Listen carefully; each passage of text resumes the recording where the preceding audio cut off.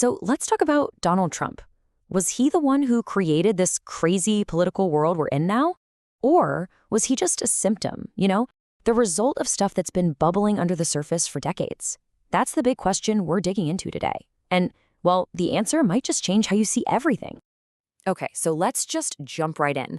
You hear it all the time, right? That he was this total disruptor, this guy who just built a movement out of thin air.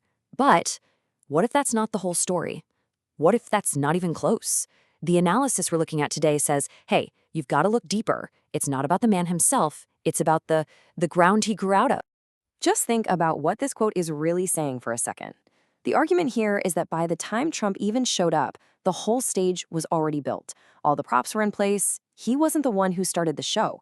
Nope, he was the grand finale, the end result of a long, long process of change that was quietly remaking the country for years and years. All right, so to really get this, we've got to start by taking apart the two big labels people always slap on his movement. You know the ones. But do they actually fit? Do they stand up when you really look at them? Well, let's see. Okay, first one up, and it's a big one. The F word, fascism. I mean, it's the most serious charge you can make, right? The whole idea is that his style of politics is like some foreign import, something totally alien to how America's supposed to work. But is it really? And this is where the source we're looking at completely flips the script. It says that the fascism label, it's not really a serious diagnosis. It's more of a political tool. The argument is that this isn't some European ideology that got shipped over. No, it's something that's actually deeply American. A modern version of a populist streak that's been in the country's DNA all along. It's homegrown. All right, what's the second big narrative? Ugh, you hear this one all the time. That he's a direct threat, an existential threat even, to the very existence of American democracy. And this is where we get to the absolute heart of the argument. Look, the idea isn't that one guy can just show up with a sledgehammer and knock down a system that's been around for over 200 years. No, the point is that the system was already cracking from the inside. There was this huge crisis of trust building up. So he didn't create the cracks, he just made them impossible to ignore. So, okay, if those common labels are missing the point, then what is the point? What really explains this whole thing? Let's dig in now to the real forces that set the stage for him to begin with. So the analysis lays it out in a pretty clear step-by-step process. See, for decades, politics started shifting. It moved away from talking about bread and butter stuff, jobs, wages, factories. And instead, it got really focused on culture and identity. What did that do? Well, it created this huge political vacuum. And millions of working-class folks just felt totally left out, like nobody was talking to them anymore.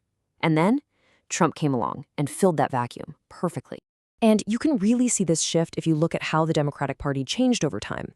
The source points out that the party, which was historically the party of the working class and labor unions, kind of moved on. It started building a new coalition, one based more on cultural and professional elites. And because of that change, a lot of its traditional voters started to feel, well, politically homeless.